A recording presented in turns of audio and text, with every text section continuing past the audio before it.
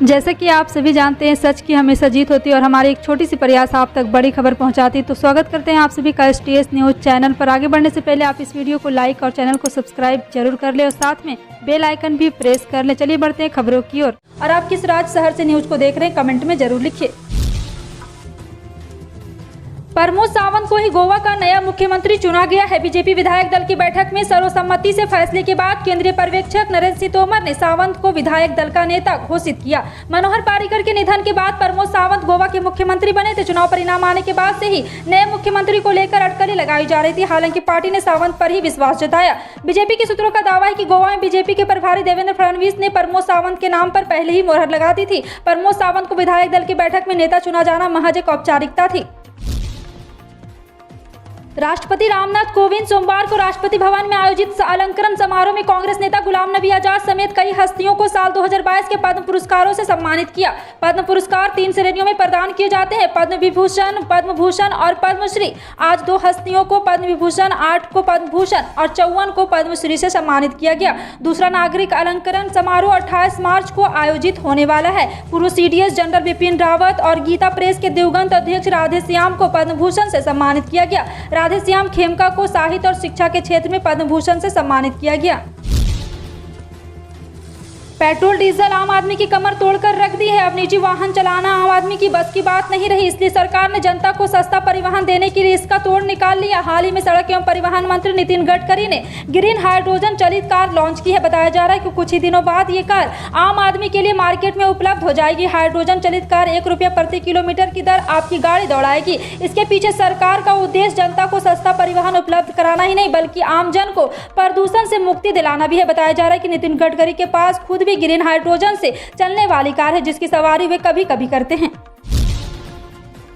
Rajasthan high court ने काले हिरण के शिकार मामले में अभिनेता सलमान खान को बड़ी राहत दी। हाईकोर्ट की जोधपुर बेंच ने सलमान खान की तबादला याचिका पर सुनवाई की। अब सलमान खान से जुड़ी सभी याचिकाओं की सुनवाई हाईकोर्ट में होगी। आरोपी सलमान खान की बहन अलवीरा हाईकोर्ट में सुनवाई के दौरान मौजूद रही। अधिवक्ता हस्तिमान सरस्वत ने सलमान की पुरस्कार के तरीके से पैरवी की है। मालूम हो कि इससे पहले सेशन कोर्ट में विचाराधीन सलमान खान से संबंधित अपीलों को हाईकोर्ट में ट्रांसफर करवाने की याचिका पर हाईकोर्ट में सुनवाई लगातार टलती रही। प्रधानमंत्री नरेंद्र मोदी ने विश्व कप में महिला क्रिकेट टीम के शानदार प्रदर्शन के लिए ऑस्ट्रेलियाई प्रधानमंत्री स्कॉट मॉरिसन को बधाई दी। मोदी ने कहा, क्रिकेट विश्व कप में ऑस्ट्रेलियाई महिला क्रिकेट टीम को शानदार प्रदर्शन के लिए बहुत बहुत बधाई। प्रधानमंत्री ने कहा कि शनिवार को मैच में ऑस्ट्रेलिया जीता, लेकिन विश्व कप अभी खत्म नहीं हुआ। दूसरी ओर भारत ऑस्ट्रेलिया शिखर सम्मेलन में अपने संबोधन के दौरान प्रधानमंत्री ने कहा, दोनों देशों की टीमों में मेरी शुभकामनाएं। कर्नाटक के शिक्षा मंत्री BC नागेश ने सोमवार को कहा है कि भगवत गीता को स्कूली पाठ्यक्रम में शामिल करने पर फैसला करने के लिए एक समिति का गठन किया जाएगा। मंत्री नागेश ने विधान परिषद में एक प्रश्न का उत्तर देते हुए कहा, राष्ट्रीय शिक्षा नीति के अनुसार गुजरात राज्य की तर्ज पर शैक्षणिक विशेषज्ञों से भी परामर्श करने के बाद राज्य में भगवत गीता पेश की जाएगी। शून्यकाल से इस मुद्दे को उठाते हुए भाजपा MLA परनेश ने मांग की है कि भगवत गीता को शैक्षणिक वर्ष 2022-23 पाठ्यक्रम में शामिल किया जाना चाहिए। बिहार 22 मार्च को 110 वर्ष का हो जाएगा। 22 मार्च 1912 को बिहार को बंगाल प्रेसिडेंसी से अलग कर नया राज्य बनाया गया था। यही वजह है कि बिहार सरकार हर साल 22 मार्च को बिहार दिवस मनाती है। पटना का ऐतिहासिक गांधी मैदान बिहार दिवस समारोह के लिए सज धज कर तैयार है। बिहार दिवस के मौके पर आयोजित 3 दिवसीय समारोह का मंगलवार की शाम मुख्यमंत्री नीतीश कुमार उद्घाटन करेंगे। जल जीवन हरियाली थीम पर आधारित बिहार दिवस को लेकर राज्य के सभी जिलों में कई तरह के समारोह का आयोजन किया जाएगा। इस साल कोरोना की रफ्तार थमने के 3 साल बाद बिहार दिवस समारोह का जश्न मनेगा। 3 दिनों तक चलने वाला मुख्य समारोह पटना के गांधी मैदान में होगा। 22 मार्च को मुख्यमंत्री नीतीश कुमार समारोह का उद्घाटन करेंगे, जबकि राज्यपाल फागू चौहान 24 मार्च को इसके समापन समारोह में भाग लेंगे। भारत के पहले chief of defence general Bipin Rawat को मरणोपरांत देश के दूसरे सर्वोच्च नागरिक सम्मान पद्म भूषण से सम्मानित किया गया। CDS की तरफ से उनकी बेटियां कृतिका और तारिणी ने राष्ट्रपति रामनाथ कोविंद के सम्मान को प्राप्त किया है। पूर्व CDS रावत बीते साल दिसंबर में एक हेलीकॉप्टर दुर्घटना से शहीद हो गए थे। इस हादसे में जनरल रावत की पत्नी मधुलिका रावत और रक्षा बल के 12 अन्य जवान भी शहीद हुए थे। फिल्म द कश्मीर फाइल्स का बॉक्स ऑफिस पर धमाकेदार प्रदर्शन जारी है। पहले ही 100 करोड़ के क्लब में शामिल हो चुकी द कश्मीर फाइल्स आने वाले दिनों में कई और बड़े रिकॉर्ड अपने नाम कर सकती है। ऐसी उम्मीद है कि आने वाले 2 हफ्ते में फिल्म 300 करोड़ का आंकड़ा पार कर सकती है। अपने रिलीज के पहले दिन 3.55 करोड़ रुपये कमाने वाली इस फिल्म की कमाई है लगातार बढ़ती ही जा रही है। ट्रेंड एनालिस्ट ततरन आदर्श अपने ऑफिशियल ट्विटर हैंडल के फिल्म की कमाई को लेकर ट्वीट किया है।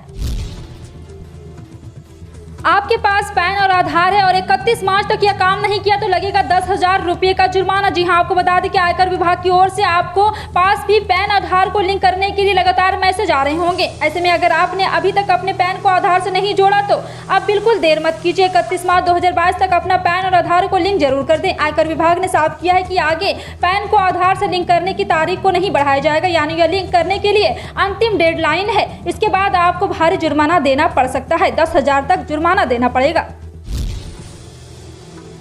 राजधानी पटना के बाद अब गया, दरभंगा, भागलपुर और मुजफ्फरपुर में रिंग रोड का निर्माण करवाया जाएगा। साथ ही 7-8 शहरों और पटना में भी नया बाईपास बनाया जाएगा। पटना में NH-13 से बिगरापुर के रास्ते करबिघिया कृषि फोम तक नया बाईपास बनाया जाएगा। यह जानकारी पथ निर्माण मंत्री नितिन नवीन ने गुरुवार को पथ निर्माण का बजट पेश करते हुए विधानसभा में इसकी जानकारी दी। वर्षों से बकाया लोन के फेर में उलझे बुनकरों को अब कांग्रेस सरकार ने राहत दी है। बुनकरों के बकाया लोन और पेनल्टी को माफ करने की घोषणा के बाद प्रदेश कांग्रेस अध्यक्ष गोविंद सिंह डोटासरा के प्रयासों से सभी जिलों में आदेश भी जारी हो गए हैं। जिला बुनकर संघ के पहल पर सर्किट हाउस में PCC अध्यक्ष गोविंद सिंह डोटासरा, जिला प्रभारी व उद्योग एवं देवस्थान मंत्री शकुंतला रावत, किसान आयोग अध्यक्ष महादेव सिंह खंडेला, नीमका थाना विधायक सुरेश मोदी, कांग्रेस जिला अध्यक्ष सुनीता गिठाला आदि का सम्मान किया गया। द कश्मीर फाइल्स की फिल्म का एक और बड़ा कांड होने वाला है। जी हां, आपको बता दें कि भारत के मुस्लिमों और हिंदुओं में इसका बुरा असर पड़ने वाला है, क्योंकि एक और खबर सामने आ रही है। जफरुल इस्लाम ने ट्वीट किया है कि शब बारात के दिन 16 मस्जिदों में नमाज नहीं पढ़ने दी गई। जफरुल इस्लाम ने कहा है कि मस्जिद वालों से कहा जा सकता था कि वे देर से नमाज पढ़वा दे। जुमे की नमाज 1 से 2 बजे होती है, जिसे 3 बजे कराया जा सकता था, लेकिन उन्होंने तो इसे बंद ही करा दिया। यह ठीक नहीं है। जफरुल इस्लाम ने कहा है कि यह केवल मस्जिद बंद कराने की बात नहीं है, इसी के आधार पर मंदिर, गिरजाघर या गुरुद्वारा को भी वे बंद करा सकते हैं। उन्होंने एक बातचीत में कहा है कि मैंने अपने ट्वीट के साथ एक उर्दू अखबार की कटिंग भी साझा की है। उन्होंने कहा है कि हम समझ सकते हैं कि शब बारात और होली एक ही दिन थी, इसलिए हो सकता है कि पुलिस को लगा होगा कि किसी तरह का विवाद हो सकता है, जिसके बाद उसने ऐसा निर्णय लिया। लेकिन मेरी व्यक्तिगत राय है कि यदि उस दिन मस्जिद के सामने पुलिस के लोग होते तो जुमे की नमाज पढ़ने में किसी तरह का दिक्कत नहीं होता। बंगाल में सभी सरकारी, अर्ध सरकारी और सरकारी सहायता प्राप्त स्कूलों की ड्रेस नीली और सफेद रंग की होगी। नए ड्रेस कोड बंगाल सरकार का विश्व बांग्ला लोगो भी होगा और जिसे खुद सूबे की CM ममता बनर्जी ने डिजाइन किया है। राज्य के MMME विभाग को नए डिजाइन दिए गए स्कूल यूनिफॉर्म की आपूर्ति के लिए तैयार किया गया है। नई पोशाक में प्री प्राइमरी से कक्षा 8 तक के लड़कों के लिए एक सफेद शर्ट और नेवी ब्लू पैंट और लड़कियों के लिए एक ही रंग योजना में navy blue frock, salwar kameez के साथ एक सफेद शर्ट और शामिल होगा। मुजफ्फरपुर के बौछा विधानसभा सीट पर असली टक्कर भाजपा और RJD के उम्मीदवार के बीच होने जा रही है। बात तेजस्वी यादव और RJD साफ तौर पर समझते हैं। बीजेपी के पास यहां पे बेबी कुमारी जैसे मजबूत कैंडिडेट है जो बौछा के जाति समीकरण में समान रूप से स्वीकार है। बेबी कुमारी ने रमई के उस किले की दीवार गिरा दी जब वो निर्दलीय चुनाव लड़ी थी। 2015 विधानसभा चुनाव की बात की जाए तो बीजेपी के उम्मीदवार है बेबी कुमारी ने इस सीट पर 67,000 से अधिक वोट से जीत दर्ज की थी। उन्होंने 8 बार की विधायक रमई राम को 44,000 वोट के आंकड़े तक में हरा दिया था, लेकिन एक बार फिर से यह आंकड़ा गिरने वाला है। अमर पासवान मुसाफिर पासवान के बेटे हैं। 2010 में मुसाफिर पासवान ने JDU के टिकट पर बौछा से ताल ठोकी थी और एक बार फिर से यहां पे बेबी रानी को हराने वाले हैं। भारतीय तेल कंपनियों ने प्रतिदिन की तरह 21 मार्च के लिए पेट्रोल और डीजल की कीमतें अपडेट कर दी है। आज भी कीमतों में किसी तरह का बदलाव नहीं किया गया। करीब 4 महीने से तेल कंपनियों ने पेट्रोल डीजल की कीमतें स्थिर रखी है। अंतर्राष्ट्रीय बाजार में कच्चे तेल की कीमतों में इजाफा होने के बाद भी राष्ट्रीय स्तर पर वाहन ईंधन, पेट्रोल और डीजल के दाम लगातार स्थिर है। उत्तर प्रदेश में मार्च के महीने में ही मई जून जैसी गर्मी पड़ने लगी है। सुबह से ही तेज धूप निकलने के कारण लोग पसीने से तरबतर हो रहे हैं। अभी अप्रैल का महीना शुरू भी नहीं हुआ है कि देश के कई हिस्सों में गर्मी ने अपना असर दिखाना शुरू कर दिया है। राजधानी दिल्ली समेत महाराष्ट्र, मध्य प्रदेश, राजस्थान और यूपी के कई हिस्सों में लोगों को भीषण गर्मी का सामना करना पड़ रहा है। यूपी के कई जिलों में पारा अभी से 40 डिग्री के पार पहुंच गया है। अभी मार्च में 10 दिन और बाकी है, लेकिन यहाँ पे आशंका यह भी है कि इस बार गर्मी का रिकॉर्ड टूट सकता है। वाराणसी में भी मार्च महीने में ही भीषण गर्मी का प्रकोप दिखने लगा है। सुबह 7 से धूप भी अब बर्दाश्त नहीं हो पा रही है और दोपहर में तो घर से निकलने वाले लोग पहले से ही कई बार सोच रहे हैं। आज वाराणसी का अधिकतम तापमान 39 डिग्री दर्ज किया गया है। मौसम वैज्ञानिकों का मानना है कि यह तापमान मार्च में ही 40 डिग्री को पार कर जाएगा। फिलहाल आपका इन सभी खबरों पर क्या कहना है कमेंट सेक्शन में टाइप करके जरूर बताएं। पल पल की अपडेट जानने के जुड़ रहे हैं आप अपने NTS न्यूज चैनल से। मिलते हैं अगली बड़ी खबर में, तब तक के लिए जय हिंद।